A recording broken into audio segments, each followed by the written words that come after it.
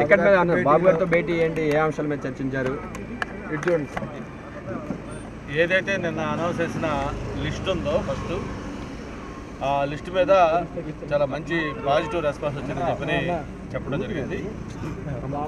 ఎక్కడో ఒకటి రెండు చిన్న చిన్న డిస్టర్బెన్స్ తప్ప మొత్తం చాలా పాజిటివ్ వైబ్రేషన్స్ వస్తూ ఉన్నాయి క్యాండిడేట్ సెలెక్ట్ చేసిన తర్వాత. ఆ విషయం చెప్పడం జరిగింది.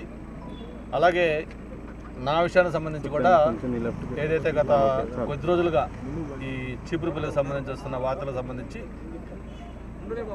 మా అధ్యక్షుల వారు కూడా చాలా పాజిటివ్గా ఉంది, అక్కడ పోటీ చేస్తే బాగుంటుంది, ఒకసారి ఆలోచించి చెప్పారు.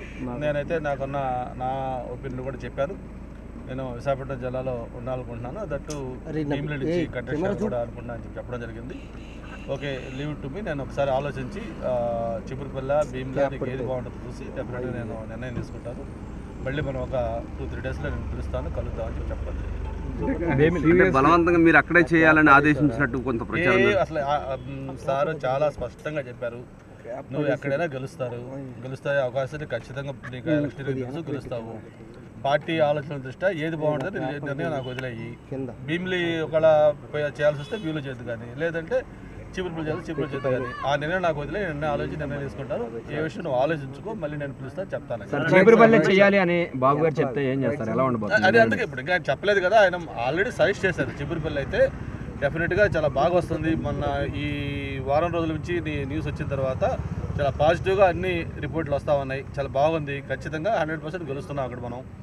కాబట్టి అదైతే బాగుంటుందని నా ఉద్దేశం. నువ్వు పలానా చోట అంటున్నావు కాబట్టి అది కూడా నేను ఎగ్జామిన్ చేస్తాను. డెఫినెట్గా ఒక 2-3 రోజుల్లో మళ్ళీ పిలుస్తాను, నిర్ణయం తీసుకున్నాను.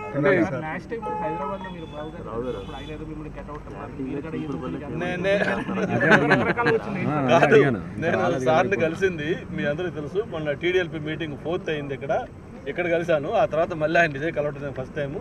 అంటే మీడియా కూడా ఎలా ఉంటుందంటే, ఒక నిజంగా కూడా ఇప్పుడు కలిసిన తర్వాత లోపల ఏం మాట్లాడింది మీరు స్పెక్యులేట్ చేయొచ్చు, ఏదో మనం ఒకటి జరిగితే ఇంకోటి అనుకోవచ్చు. అసలు కలవకుండానే కలిసినట్టుగా ఏదో ఆర్గ్యుమెంట్లు అయినట్టుగా, అరిసినట్టుగా, నన్ను తిట్టినట్టుగా రకరకాలు రాస్తే ఇది నిజంగా ఒక పరాకాష్ట పత్రానికి. ఇది నిజంగా ఇది అందరూ కూడా గమనించాలి. నేను అసలు కలిసి ఆయన్ని ఆ రోజు 4th ఇక్కడ కలిశాను. మరి ఆ రోజు వార్త వచ్చిన రోజు అసలు ఇప్పుడు ఆయన నేను కలవలేదు, మాట్లాడలేదు. నేను దాని మీద ఒక డిఫెన్స్ కూడా వేద్దామని ఆలోచిస్తున్నాను లాయర్లతో మాట్లాడి. ఎందుకంటే కలిసిన తర్వాత లోపల ఏం జరిగిందో వాళ్ళు స్పెక్యులేట్ చేయొచ్చు. అసలు కలవకుండా ఇట్లా కలిసినట్టుగా లేకపోతే ఏదో అన్నట్టుగా మాట్లాడుతున్నారంటే ఇది నిజంగా చాలా సీనియర్స్కి ఫస్ట్ లిస్ట్లో ఛాన్స్ రావడం కొంత మనస్తాపంతో చాలా మంది. ఏం లేదు, సీనియర్స్ ఎందుకు రాదు, ఎవరికి రాదు. ఇప్పుడు నాది ఉంది, నేను సీనియర్గా నాకు ఫస్ట్ లిస్ట్లో రాలేదని అనుకోవట్లా. నన్ను ఒక రంగా పార్టీ చాలా ఇంపార్టెన్స్ ఇచ్చింది నన్ను. ఎందుకంటే నువ్వు ఇలా పలానా చోట నువ్వు పోటీ చేయాల్సిన అవసరం ఉంది, నువ్వు చేస్తే బాగుంటుంది అని మేము ఫీల్ అవుతున్నాను, ఆలోచించని చెప్పారంటే దానికి సీట్ లేదని కాదు, ఒక ప్రామినెన్స్ ఇచ్చారు, ఇంపార్టెన్స్ ఇచ్చారనుకున్నాను నేను.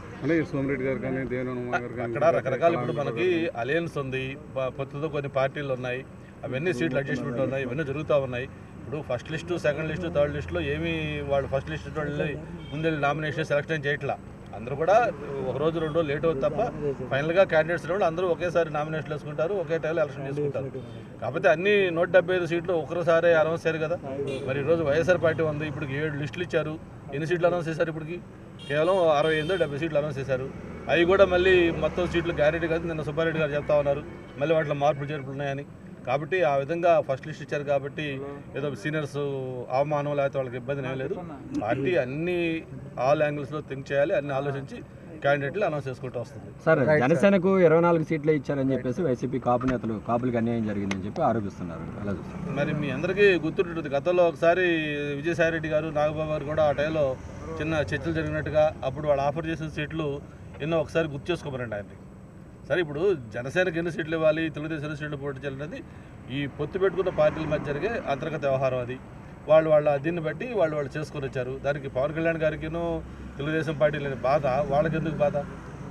ఓకే, కాపుల ఓట్ని ఏదో డ్యామేజ్ చేసే ప్రయత్నం అధికార పార్టీ కొంత చేస్తున్నారు. కాపుల ఓట్లని మళ్ళీ స్ప్లిట్ చేసే ప్రయత్నం అధికార పార్టీ చేస్తున్నారు. ఇప్పుడు వాళ్ళు ఎన్ని ప్రయత్నాలు చేసినా, తల్ల కిందులు పెట్టి తపస్సు చేసినా, ఇది రైటింగ్ ఆన్ ద వాల్.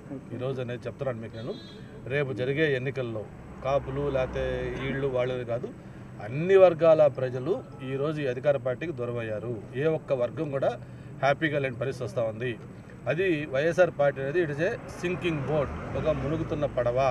అందుకే ఈరోజు ఒక్కొక్కరు వికెట్లు రాలుతా వస్తూ ఉన్నాయి. సీట్లు ఇస్తామని చెప్పినా కూడా మాకు వద్దు బాబాయ్ అని బయటకు వచ్చే పరిస్థితి ఈరోజు వైఎస్ఆర్ పార్టీలో ఉంది. రేపు తెల్లారితే తూర్పున సూర్యుడు ఎలా ఉదయిస్తున్నాడో రేపు జరిగే ఎన్నికల్లో తెలుగుదేశం జనసేన పార్టీ ఒక ఘన విజయం సాధించబోతా ఉంది.